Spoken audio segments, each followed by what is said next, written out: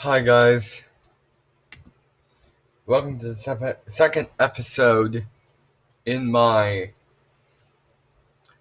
history channel. Today we'll be going over the history of military aircraft, 1917 to 1997. First up, we have the Red Baron's triplane, made in 1917. It's a Fokker DR-1 triplane, blood red, and iconic. This is one of my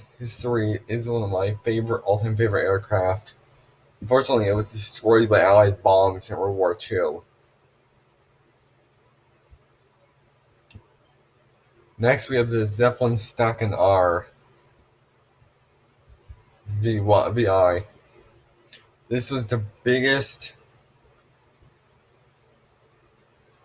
airplane. This was the biggest airplane in the sky during the First World War.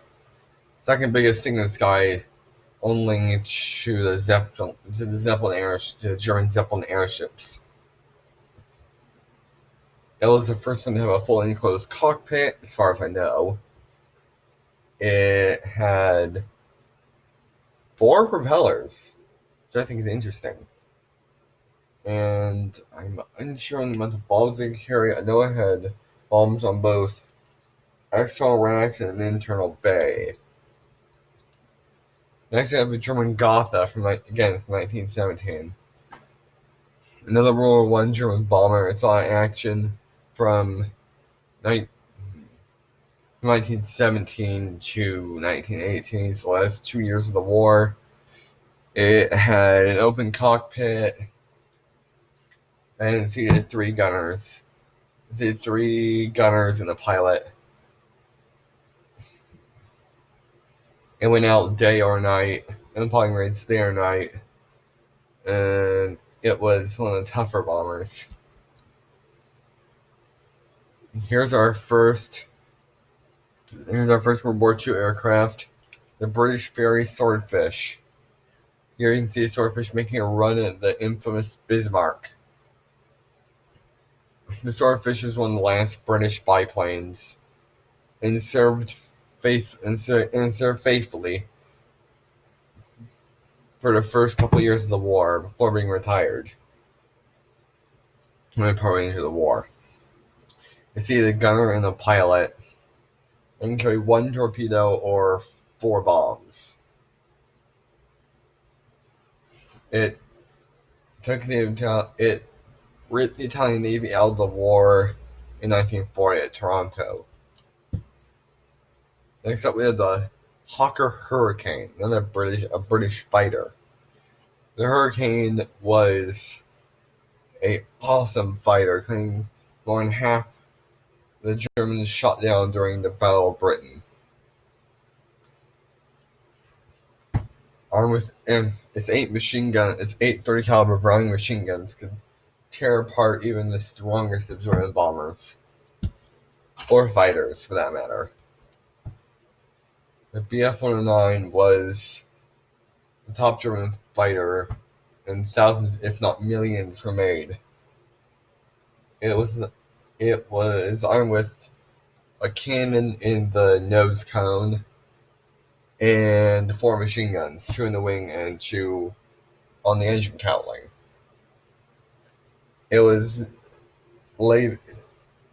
desperate Germans late in the war used it to ram American bombers with the hopes of survive, and the pilots had the hope to survive. This was different than the Japanese kamikaze attack. This was not a suicide run, it was a ram and hope to survive attack. Next, we're on to the famous Spitfire. It is one of the most famous aircraft ever made.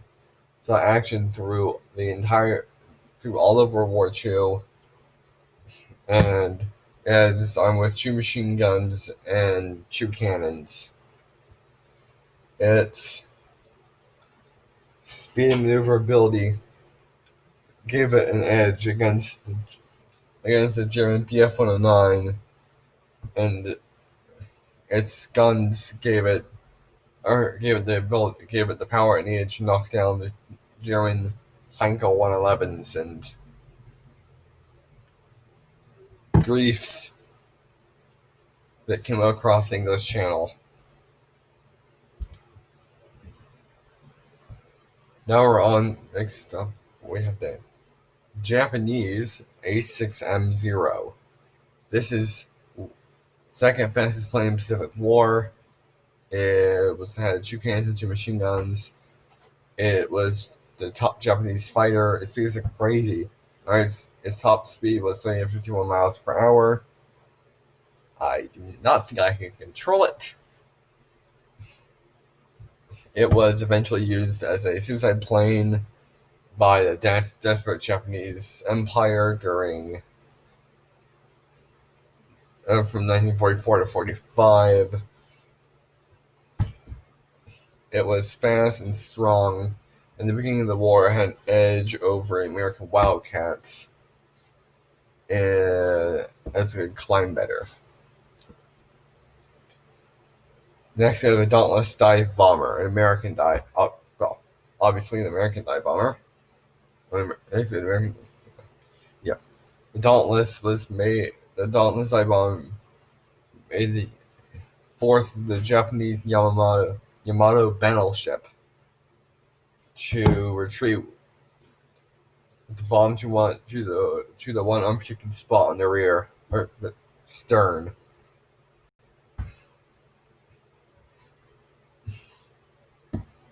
The ship survived the fight on a day. No, the Dauntless had a crew of 2 pilot and gunner. It could carry 2,250 pounds of bombs, enough to sink any Japanese carrier or cruiser, or even a cruiser.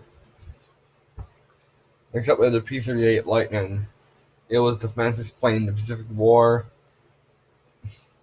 With twin engines, and it had 8 machine guns on the nose. This is the plane that killed the Emily Yamamoto.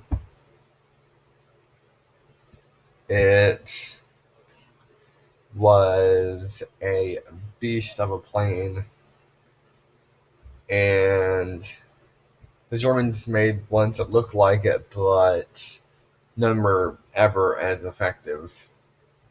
A lot were actually reconnaissance planes, though. Next up is the B-26 Marauder, also known as the Widowmaker. First made started in 1941 at the end of the war. The B-26 was an American twin-engine medium bomber.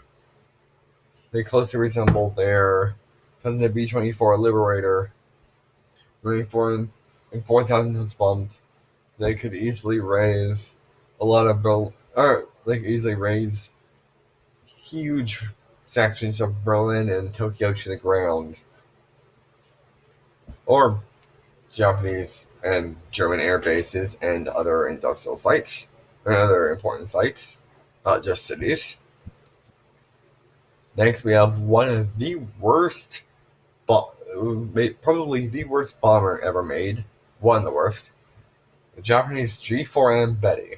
And I apologize to all the Japanese viewers out there for insulting our stuff, but it was a bad bomb. It wasn't, but it was a terrible bomber. Betty was the top Japanese bomber during World War II. Its large unprotected fuel tanks burst into flames at the slightest hit. Unfortunately, just like the American consolidated B-24 Liberator, also had large unprotected fuel tanks that earned the nickname Flying Coffin. But the Betty carried lots of bombs long distances, which is why it was good. Oh, and by the way, guys, leave your favorite plane in the comment section below. I'd love to hear from you guys. This magnificent plane ended World War II with the first atomic bomb. Well, helped end World War II with the first atomic bomb. You've heard of it. It's the Enola Gay. It was the B-29 Sea Fortress had two bomb bays. It had remote control turrets. It had state-of-the-art remote control turrets. The first bomber to have that. Germans copied the remote turrets. There was a German bomber with twin turret or with remote control turrets, but I'm pretty sure the B-29 came first. Now we're on to the P-51 Mustang, the most famous fighter plane ever.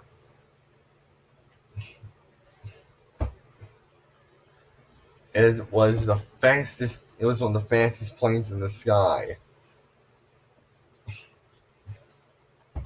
Famously piloted by Tuskegee Airmen, the group of African American pilots, also known as Red-tailed Angels, by white bomber crews. It was the fastest thing in the sky in the European campaign until the German Ju-62 jet came into the picture, but that's another story for another time. P-51 is famous for protecting bombers all the way to their targets and back. The Mustang had fuel tanks large enough to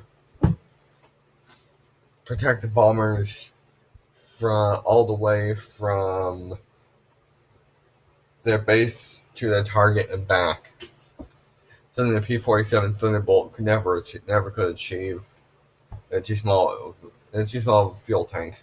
The Thunderbolt, not the Mustang. The Mustang's 450 caliber machine guns could tear through enemy bombers as well, and German Focke-Wulfs, which were super tough fighters, or which were famously tough and hard to knock out. But the problem, it's 850 calibers, 4 in each ring. But another problem when you got 850 calibers blazing, and the advantage of speed. Except with the American Avenger torpedo bomber, May 1942. Apparently a big year for aircraft. It was nicknamed the Avenger torpedo truck. It was a torpedo bomber, one of the top torpedo bombers of World War II.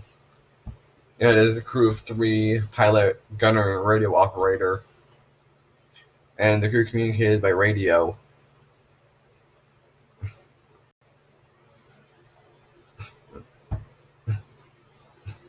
It saw action in every major sea battle in the Pacific Theater, from the Battle of the Coral Sea to the Philippines.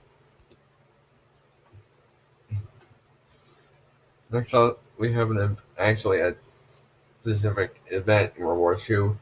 Time of BF-109 pilot spared a certain B-17 in 1943. The pilot of a B-17 spared a flak and fighter stricken B-17 over Germany in 1943. The BF-109 even flew under the B-17, so German A would not fire. It had to turn away at the English Channel so it did not get attacked by British fighters. The bomber and pilot and the fighter pilot became close. The pilot and the bomber saw the German pilot became close friends for the rest of their lives, which I think is a great ending to a great story. The B-17, the Charlene, was flown by my grandfather, Chuck, as he was known by his friends. It made 25 missions over Germany and decided and my grandfather survived a hit to the cockpit by a shell from a Focke-Wulf 190, injuring Chuck. The co-pilot took over and got it back to base.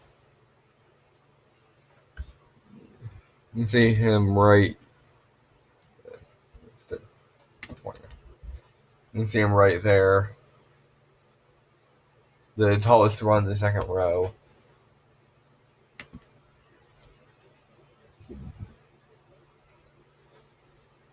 Here's our first modern aircraft, the B-52 Stratofortress, defended by only a man and tail turret.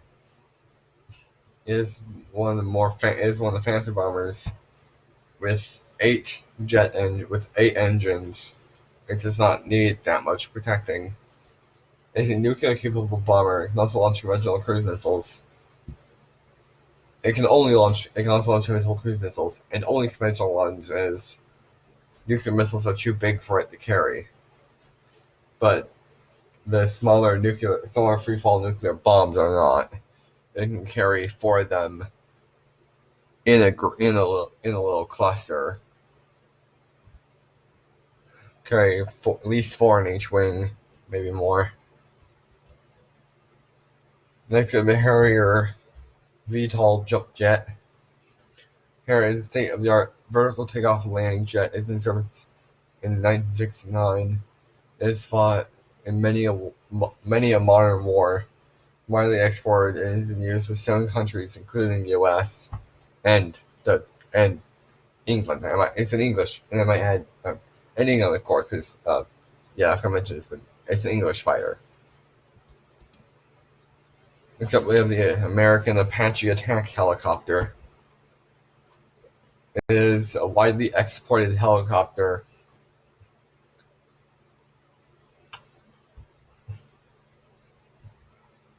And it is in use with many countries, including the UK. It has a cannon. It is armed with a cannon and missiles and rockets. It can easily kill just about anything. It can easily kill anything on the battlefield. It is trained so that it can keep flying. If one gets hit, or if it loses one engine, though two engines do make it quite fast, so it often can get in and get out without getting hit. Though its main role is support, so yeah. But it can kind of zip around the battlefield without getting hit due to its extreme speed. And last but not least, we have the B-52 Spirit bomber. It is almost undetectable by radar thanks to its radar scattering shape and the material is sprayed on it by 5 robots during production that absorbs radar. It can carry 16 nuclear bombs and is one of the coolest looking aircraft I've ever seen. If Batman had a bomber, I think it would be that one. Thanks for watching. I'll see you in the next episode.